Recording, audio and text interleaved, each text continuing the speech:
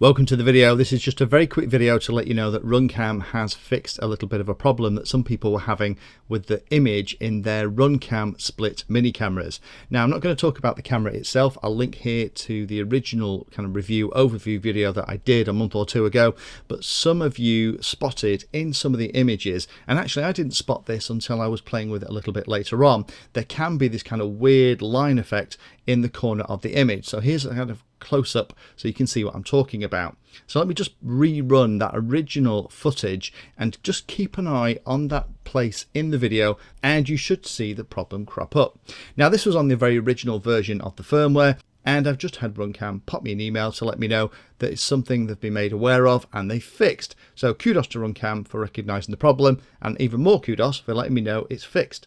So what I'm going to do in this video is show you where to get the file, how to get it onto the camera, and also show you some footage after the fact. So hopefully while I've just been explaining that, you may have seen the problem in the original footage. Let's talk a little bit about how you're going to update it. Now, I have created a pod. This pod is made to fit inside the nose cone of a ZOHD Orbit wing. That's a review that I'm currently working on that will be out in a week or two.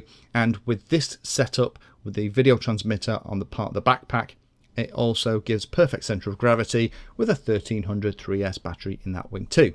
So I'm keen to get this camera updated because I want some flying FPV footage as part of that review this time. Now, the trick is you have to go and download the latest and greatest firmware. Interestingly, RunCam have taken the decision not to produce version 1.1 of the firmware. They've just replaced the original gold version of the firmware, version 1.0, with this new version that has the little tweak in it. So if you go onto the website and you're looking for something after version 1.0, which normally denotes it's the very first version of firmware that's been released, then this is the one you're going to need. So if you're watching this video, then the version that you'll find on the RunCam website, I'll put a link in the description, is the one you want. So click on the download button, put it somewhere safe. You'll find it's a zip file. So if you double click in the zip file, there's one single directory. So just copy that onto an uncompressed folder. And then in there, what you'll find is just two files. One of them is the README that talks about the process. The second one is actually the firmware file itself. Now, the process to update the RunCam Split Mini is really straightforward. What we're going to have to do is copy the other file in this firmware update onto the SD card in the root directory, and then power the camera from the USB cable, and the little orange light will flash for about a minute and it will perform the update. So all we need to do is let's copy this firmware file, plug your RunCam Split Mini into your computer using a USB cable, and then copy that firmware onto the root directory, or the very first directory you come to when you double click on the icon on your computer, and then that is ready to perform the update.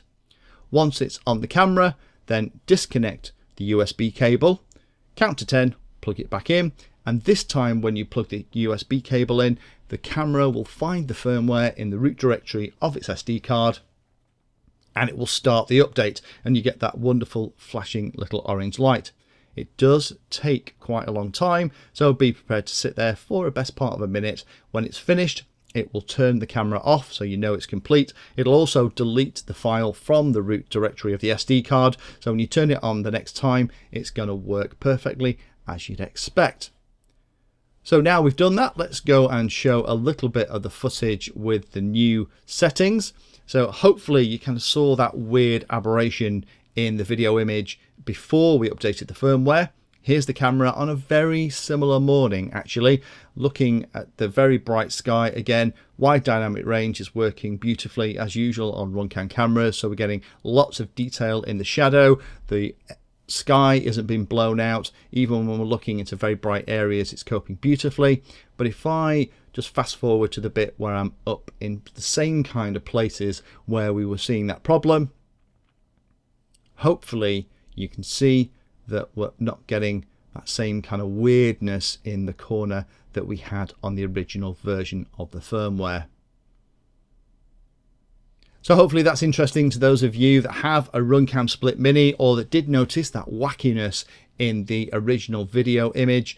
What you need to do now is go onto the RunCam site, again put a link in the description, download version 1.0 or later of the firmware. That has the fix in it now. The update is a piece of cake. Just copy the firmware file onto the SD card and power the camera from the USB connection. It'll go through the update and then afterwards it should be working fine.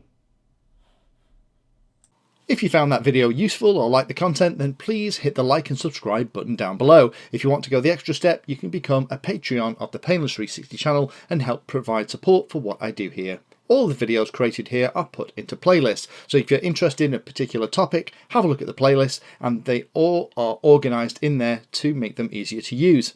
If you're not sure if there's a video for your particular problem or topic you want to know more about, then add Painless 360 to the Google search term that you're interested in, and that should find the video, article or content about the particular thing that you're interested in having a look at.